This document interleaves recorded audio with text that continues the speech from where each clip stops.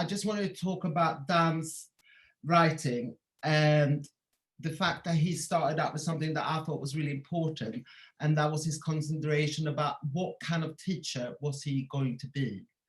And this is something that runs through what he's saying, which is with the whole chapter, I think, which in regards to evaluation, constantly evaluating things. So he was kind of starting out by evaluating his own learning and what those teachers and how successful that teaching had been, which I thought was a really good starting point for anybody that is a teacher. And I think sometimes we're too busy with planning how to deliver something, but not thinking about like what was our own experience in as being a student and what impact that had on us. And I think the thing that he sort of tried to sort of talk about very much was kind of the importance of creating an environment within the classroom, which you were saying earlier that is difficult because it's online and not having that physical thing. But he was basically teaching life drawing. That was what his lesson was about. And he was sort of referring to the fact that life drawing does tend to be, I think, very much a middle class, upper class, white pursuit. And I think he was very much aware of that and wanted to expand to a bigger audience and make it those people feel welcome in his classroom. And another thing that he was referring to in his writing was also about allowing people thinking about how he's been taught and how teachers quite often walked around in the life drawing classroom and just pointed out the problems within your drawings and just making you feel quite self-conscious about it. And he made a conscious decision within his teaching to be about the fact that actually teaching led and explaining what the process was that he was trying to do. And that's really important. So to say this, we're looking at this system, we're going to learn about this today and so on. And breaking things down to object and looking at the whole drawing that you do.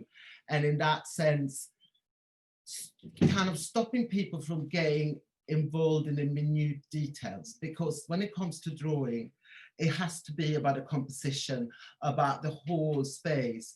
And also, I think people tend to look at things as something is lifelike, then that's a brilliant drawing. And that is not necessarily how life drawing works. And it's about understanding the weight of the body, the feeling of the body, and trying to communicate that. So I think he was really, what he was talking about is going away from the idea of, you know, you've got one part of your drawing that is really successful. So I'm going to ignore all the parts that isn't successful and just focus on the successful part. And I think that is very much in all things that we learn, really, that we tend to sort of, okay, this is really good, I stick to this, and then skip over the problems that we have, when really we need to sort out the problems before we can develop the wholeness of something. And I think that's in all subjects. We need to sort of look at the wholeness that has to be successful overall.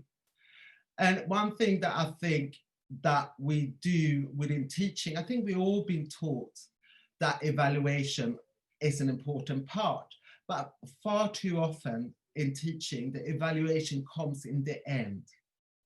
And it's sort of something that's stacked on, sometimes even, I think, when it comes to adult education and further education, that the evaluating how good the course was, but actually the evaluation is so much huge important in the whole learning experience. And we need to learn to celebrate our mistakes, to be able to be allowed to do the mistake, because it's through the mistakes that we're learning. So the evaluation, which is something that he talked about, is really such a fundamental important part of learning. And that needs to be done right way through. And you need to stop and allow your student to do an evaluation and then respond to the evaluation. Now that's something that is quite often not done. It's the responding to what your mistakes are and put them right, because that is fundamentally what the learning is happening. So I was really, as I was reading this chapter, I was thinking about my own practice as a teacher and how that moved on over the years, and making a lot of parallels with what I'm doing now compared to what I was doing earlier on. But also another thing he was saying, he's a practicing artist and so am I, but I'm also a teacher, is the voice that I hear in the studio saying to myself, like, just do what you tell the students to do. You know, far too often we tell other people to do things that we don't apply to our own practice, which I think, which is what he pointed out, that he learned so much from being a teacher. And I think I would assume that all teachers feel like that. I feel that I have learned more about art through teaching art than actually studying art. And so, and encouraging people to take risks, which is going back to what he said in the beginning of his chapter, is creating an environment where you're teaching, where people are feeling comfortable to go wrong and take risks, because risk taking is so fundamentally important to your development. So that's the risk taking that he mentioned. I was really I sort of, you know, with drawing, with art making, is really important, because you're constantly learning. When you're not learning, there is no point to carry on. You know, you can never stop learning as an artist or as practicing. So in this case, it was drawing and the life drawing skills. So I guess I want to then sort of make some comparisons to the project that I have been working on. So basically, I am an artist. My work is very always been concerned with conflicts.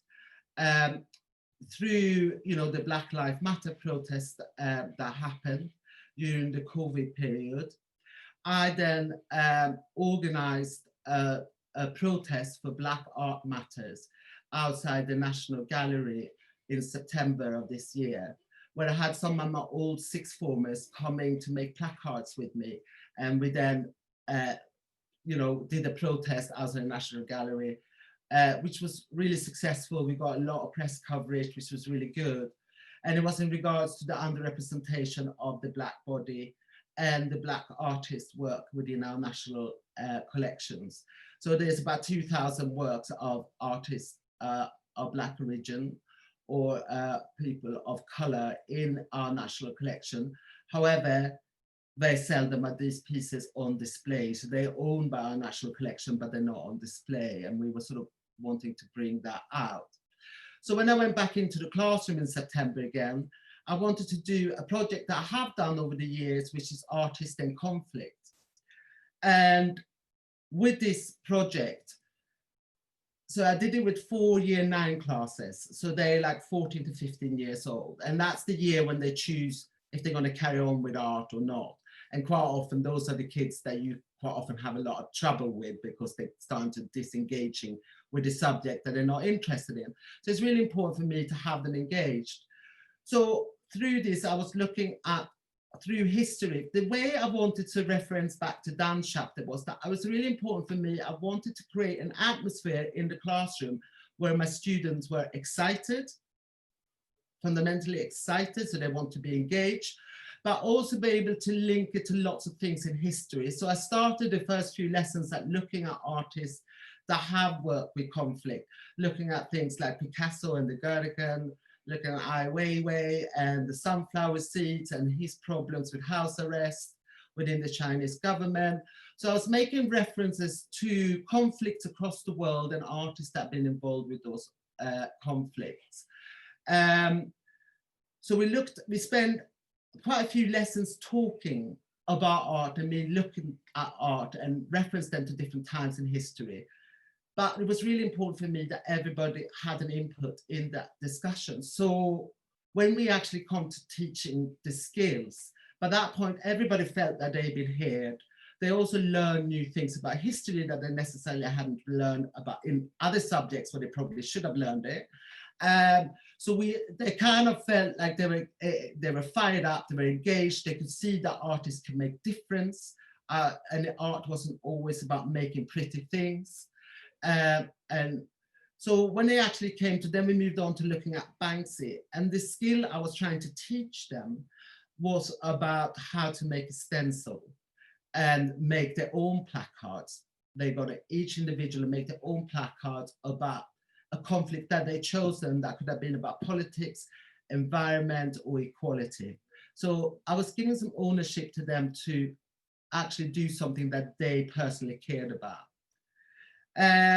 But I always, when I've been trying to teach how to use a stencil, is something over the years that I always struggle with, because it's about positive and negative space, and they could be really difficult to understand. But what I decided to do this year was to really encourage failure. So I taught them the fundamental things about positive and negative space, but then I gave them, I printed out one of Banksy's stencils, and I gave them 2 printouts of the same image. And I told them that I'm not going to tell them what to do. I said, you need to cut out the piece where the paint is going to go through. You can't help each other, and I expect all of you to fail. And that's absolutely fine, because you're going to have a second attempt when you understand through your failures how to do it.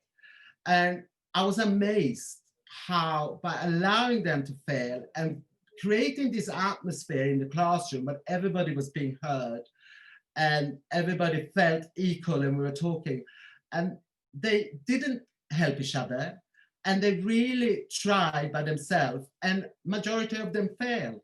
But then we looked at their failure and we used the evaluation. We evaluated where it gone wrong. But the celebration of the failure and the fact that everybody else have failed made it feel really okay for them. And for the first time, through one lesson, I managed to get them to understand positive and negative space, which usually have taken me 3-4 lessons to get through to them.